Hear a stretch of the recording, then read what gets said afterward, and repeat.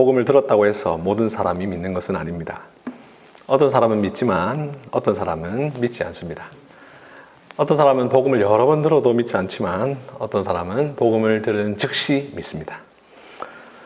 복음에 노출된 것은 동일하더라도 그것을 받아들임에 있어서는 저마다 다릅니다. 복음에 노출된 정도에 따라 믿음을 받아들이는 시점이 비례하지도 않습니다.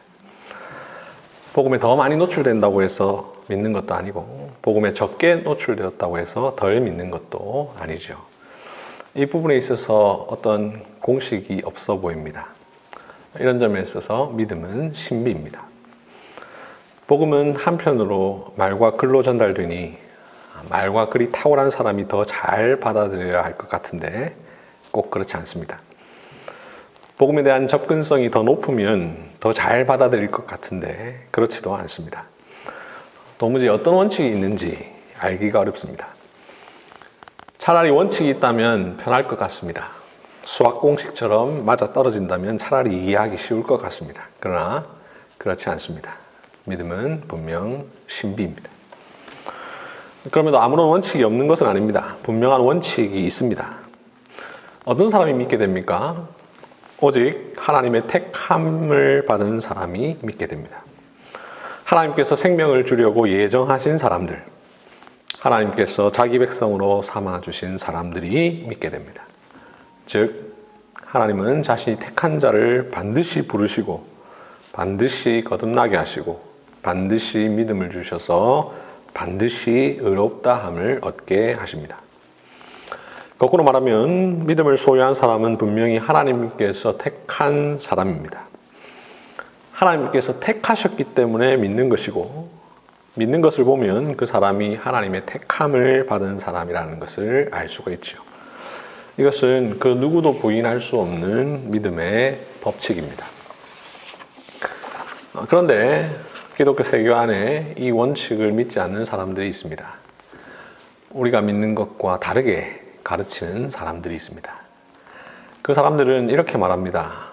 복음이 선포되어도 믿지 않는 것은 사람의 의지에 달려있다.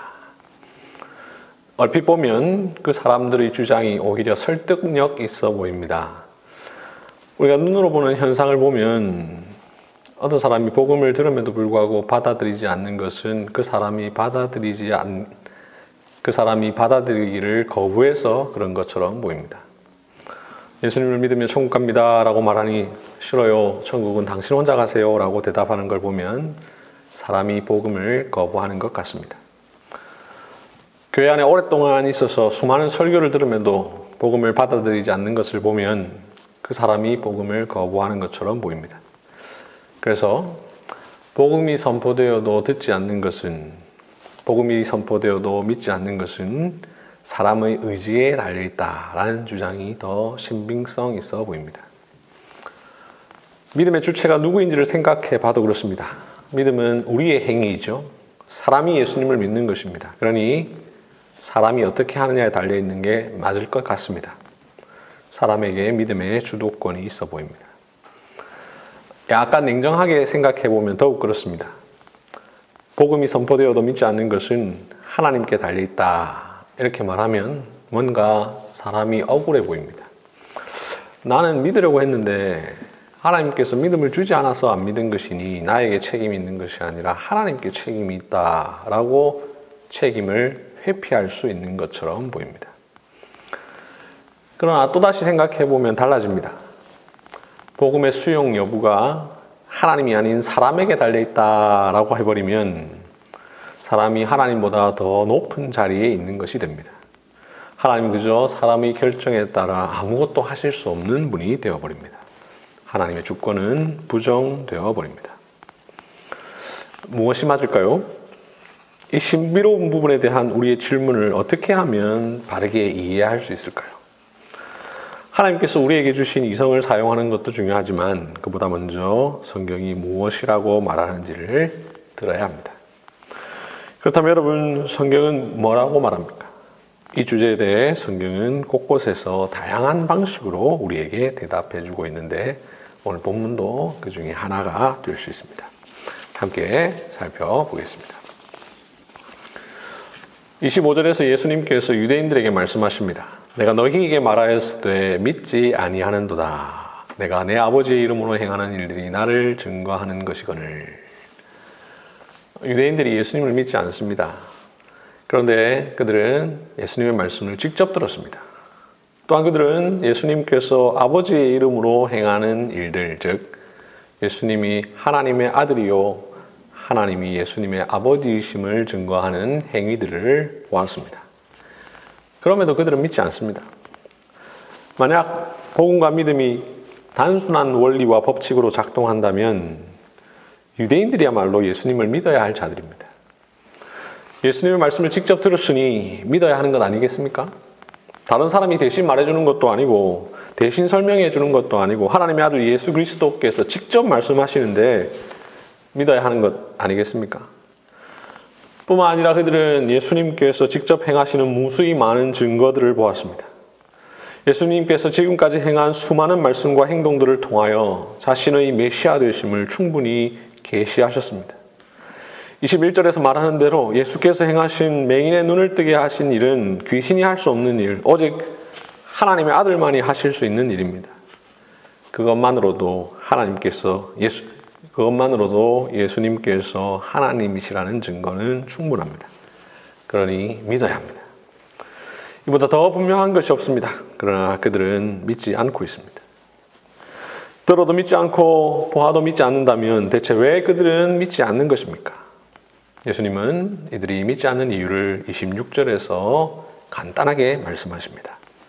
너희가 내 양이 아니므로 믿지 아니하는도다. 그들은 애초에 예수님의 양이 아니었던 것이죠. 워낙에 예수님의 양무리에 포함되지 않았던 자들이었습니다. 그렇기에 그들이 듣고 본 것이 효력을 미치지 못한 것입니다. 만약 그들이 예수님의 양이라면 어땠을까요? 27절을 볼까요? 내 양은 내 음성을 들으며 그들은 나를 따르느니라. 그들이 예수님의 양이었다면 예수님의 음성을 들었을 것입니다. 예수님을 따랐을 것입니다. 그러나 그들이 예수님의 양이 아니었기에 듣지 않았고 따르지 않았고 믿지 않았습니다. 그들은 하나님께서 생명을 주려고 예정하신 사람들, 하나님께서 자기 백성으로 삼아주신 사람들이 아니었던 것이죠. 무엇이 우선이냐? 양이 아닌 것이 우선이냐? 믿지 않은 것이 우선이냐? 라고 질문한다면 그들이 예수님의 양이 아닌 것이 우선입니다. 왜 그렇습니까? 26절을 자세히 보시면 너희가 믿지 아니함으로 내 양이 아니니라 라고 하신 것이 아니라 너희가 내 양이 아니므로 믿지 아니하는도다 라고 말씀하시기 때문이죠. 분명 그들이 들어도 듣지 못했고 보아도 보지 못했습니다. 믿지 않은 것은 분명 그들입니다. 그러나 그들이 믿지 않은 이유는 그들이 예수님의 양이 아니었기 때문이었습니다. 너희가 내 양이 아니므로 믿지 아니하는도다. 예수님은 이전에도 이와 유사한 말씀을 하신 적이 있습니다. 다 함께 요한복음 6장 36절 37절을 볼까요? 36절 37절 그러나 내가 너희에게 이르기를 너희는 나를 보고도 믿지 아니하는도다 하였느니라. 아버지께서 내게 주시는 자는 다 내게로 올 것이요. 36절을 보시면 너희는 나를 보고도 믿지 아니하는도다 라고 하십니다. 그러면서 37절에서 아버지께서 내게 주시는 자는 다 내게로 올 것이요 라고 하셨습니다. 이 말씀에 의하면 예수님을 보고도 믿지 않는 사람은 아버지께서 예수님께 주시는 자가 아닙니다. 만약 하나님 아버지께서 주신 자라면 누구든지 예수님께로 올 것입니다. 비록 예수님을 보지 못했어도 말이죠. 반면 아버지께서 주신 자가 아니라면 보더라도 믿지 않고 예수님께로 나아오지 않습니다. 37절에 아버지께서 내게 주시는 자 이 말을 다르게 표현하면 하나님께서 생명을 주려고 예정하신 사람들입니다. 오늘 본문의 표현대로라면 내 양입니다. 아버지께서 예수님에게 주시는 양, 그들이 예수님께로 옵니다. 반대로 예수님의 양이 아니므로 예수님에게로 오지 않습니다.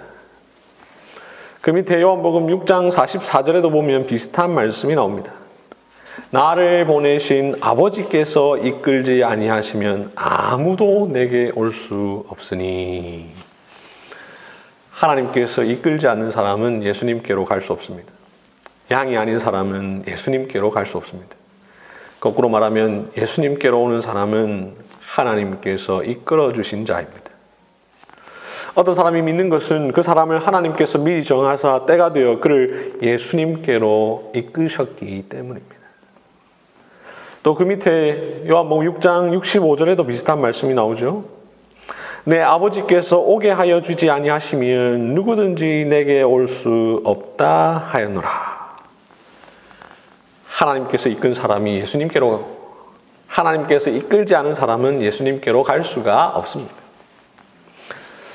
앞서 말씀드리기를 어떤 사람은 복음이 선포되어도 믿지 않는 것은 사람의 의지에 달려있다 이렇게 주장한다고 했습니다.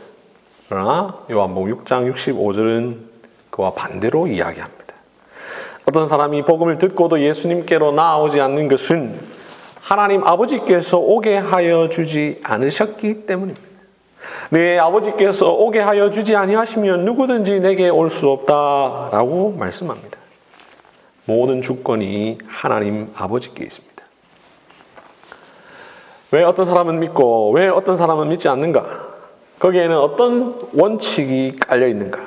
이 질문에 대해서 오늘 살펴본 말씀들은 이렇게 대답합니다. 그들이 예수님의 양임으로 믿고 그들이 예수님의 양이 아님으로 믿지 아니하는도다. 아버지께서 내게 해주시는 자는 다 예수님을 믿을 것이요 아버지께서 이끌지 않는 사람이라면 그 누구도 예수님을 믿지 않을 것이다.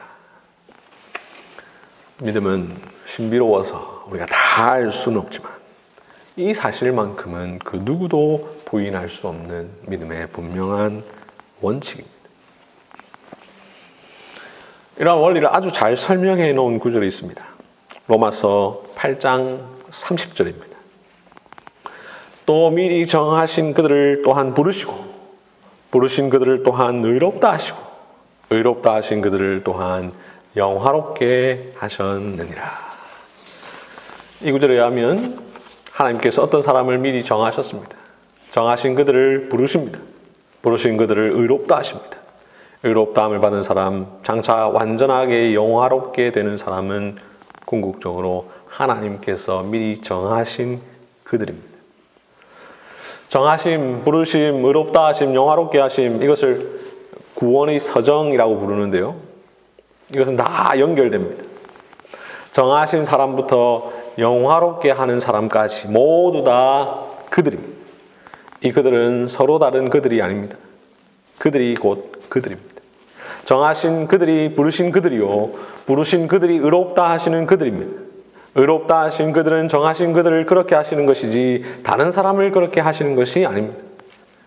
정하신 그들은 다 영화롭게 되는 것이지 정하신 그들 중 일부가 되는 것도 아닙니다. 그러니 하나님께서 정하신 자는 반드시 의롭다함을 받고 반드시 영화롭게 됩니다. 그런데 의롭다함을 얻는 것은 어떻게 됩니까? 로마서 3장 28절 사람이 의롭다 하심을 얻는 것은 율법의 행위에 있지 않고 믿음으로 되는 줄 우리가 인정하노라. 이처럼 믿음으로 의롭다함을 얻으니 믿음은 곧 미리 정하신 자들에게 하나님께서 주시는 선물입니다. 믿음은 분명 우리의 행위입니다. 사람이 예수님을 믿는 것입니다. 믿음은 내가 하는 것이지 남이 해주는 것이 아닙니다. 믿음은 내가 주님께 나아가는 것이요 내가 그분께 나를 맡기는 것입니다. 그럼에도 그 믿음의 배후에는 하나님이 계십니다. 하나님의 예정하심이 있습니다. 우리는 이 주제에 대해서 더 이상 의문을 품을 필요가 없습니다. 성경의 가르침을 그대로 받아들이면 됩니다. 너희가 내 양이 아님으로 믿지 아니하는도다 라는 구절만으로도 충분합니다. 아버지께서 내게 주시는 자는 다 내게로 올 것이요 내 아버지께서 오게 하여 주지 아니하시면 누구든지 내게 올 수 없다. 이런 구절만으로도 충분합니다. 그럼에도 성경의 이 가르침을 아주 잘 정리해 놓은 교리서를 참고하면 훨씬 더 확신할 수가 있죠. 웨스트민스터 신앙고백서 10장 1절 4절을 볼까요? 웨스트민스터 신앙고백서 10장 1절 하나님은 생명에 이르도록 예정하신 모든 사람만을 효력 있게 부르시기를 기뻐하신다. 웨스트민스터 신앙고백서 10장 4절 택감받지 못한 사람들은 결코 참되게 그리스도께 나아오지 않으며 따라서 구원받을 수 없다. 이 웨스트민스터 신앙고백서의 가르침에 따르면 하나님께서 예정하신 모든 사람만을 하나님이 부르십니다. 이는 로마서 8장 30절 미리 정하신 그들을 또한 부르시고 라는 말씀을 그대로 웨스트민스터 신앙고백서가 표현한 것이죠. 그리고 택하지 않은 사람들은 아무리 복음을 들어도 그들이 결코 참되게 그리스도께 나아오지 않으며 구원받을 수 없습니다. 이 표현 역시 요한복음 6장 65절 내 아버지께서 오게 하여 주지 아니하시면 누구든지 내게 올 수 없다. 이 말씀을 그대로 웨스트민스터 신앙고백서가 표현한 것이죠. 예정, 부르심, 거듭남, 믿음, 칭의, 양자, 성화, 영화라는 이 구원의 서정은 철저히 하나님의 주권에 달려 있습니다. 이것이 성경의 가르침이요 장로교 신앙입니다. 우리가 따르는 개혁주의 신학, 칼빈주의 신학의 여러 가지 특징 중에 하나가 바로 하나님의 절대 주권이죠. 이것은 칼빈 개인의 생각도 아니고 개혁주의 장로교 신학의 독창적인 주장도 아닙니다. 성경의 가르침에 대한 우리의 복명, 복창입니다. 우리의 구원이 사람에게 달린 것이 아니라 오직 하나님께 달렸다는 은혜의 고백입니다. 전에 말씀드린 것처럼 복음이 선포되어도 믿지 않는 것은 하나님께 달려있다라고 하면 뭔가 사람이 억울해 보입니다. 그러나 그렇다 할지라도 성경이 말하는 것이 진리입니다. 우리는 성경을 거스를 수 없습니다. 무엇보다 복음의 수용 여부가 하나님이 아닌 사람에게 달려있다라고 해버리면 하나님의 선택을 누구든지 수용도 할 수 있고 거부도 할 수 있다라고 해버리면 하나님과 사람 중에 사람이 더 강하고 사람이 더 능력이 있다라는 말이 되어버립니다. 하나님은 사람에 의해서 좌지우지되는 분에 불과해버립니다. 그러면 결국 우리는 그런 하나님을 믿을 바에 사람을 믿는 게 더 낫습니다. 그리고 우리의 구원의 공로가 사람에게 있다고 자랑하고 말 것입니다. 믿음이란 참으로 신비로운 것으로서 들음에서 나는 것이 분명하지만 듣는다고 다 되는 것도 아니요. 또한 들었을 때 그것이 귀라는 청각기관을 통해 전달되어 우리의 뇌를 통해 이해되는 것은 분명할진데 그 이후에 어떻게 우리의 심령 속에 변화를 일으키는지 우리는 전혀 알 수 없고 밝혀낼 수도 없습니다.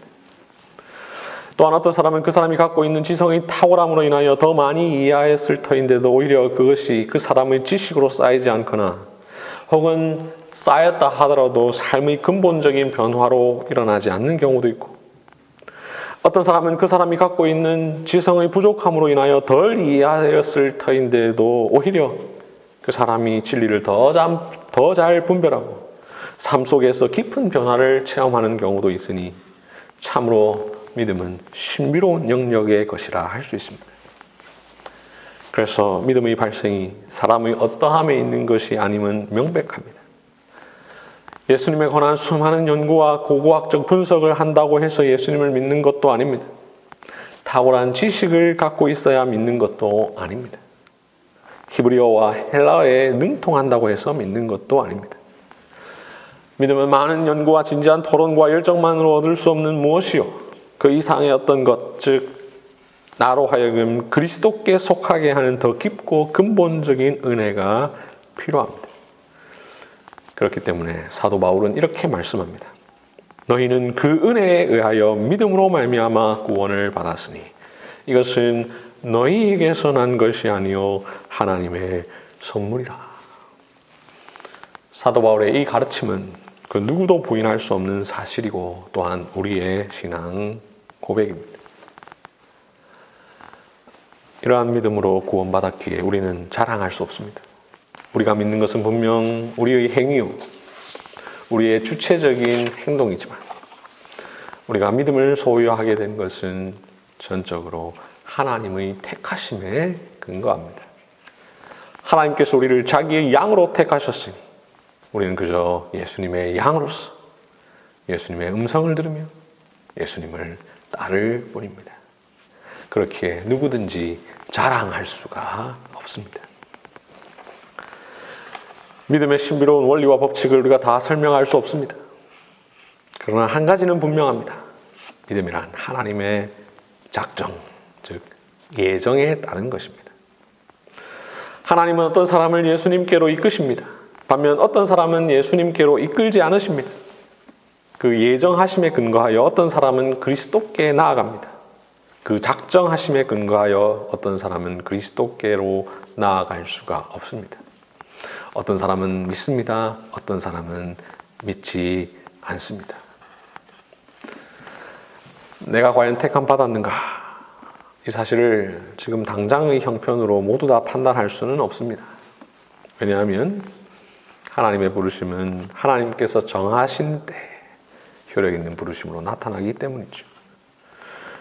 지금 비록 믿지 않고 있다 하더라도 언제 어느 때 믿게 될지 아무도 알 수 없기 때문입니다. 그러나 지금 내가 믿고 있다면, 주님을 따르고 있다면 확신해야 합니다. 하나님께서 창세전에 나를 택하셨고 오직 은혜로 말미암아 나에게 믿음을 주신 이가 나에게 구원을 주셨으니 라고 말이죠. 말씀을 맺겠습니다.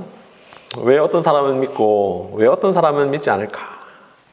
왜 어떤 사람은 너무나 믿을 만한 증거를 많이 들었고 보았는데도 믿지 않고 왜 어떤 사람은 별로 들은 것도 본 것도 경험한 것도 없는데 믿을까? 이러한 질문에 대해 오늘 본문이 대답합니다. 내가 너희에게 말하였으되 믿지 아니하는도다. 내가 내 아버지의 이름으로 행하는 일들이 나를 증거함에도 불구하고 믿지 아니하는도다. 너희가 내 양이 아니므로 믿지 아니하는도다. 내 양은 내 음성을 들으며 나를 따르느니라. 사랑하는 성도 여러분, 만약 여러분이 예수님을 믿어 예수님의 음성을 듣고 있으며 예수님을 따르고 있으면 여러분은 예수님의 양입니다.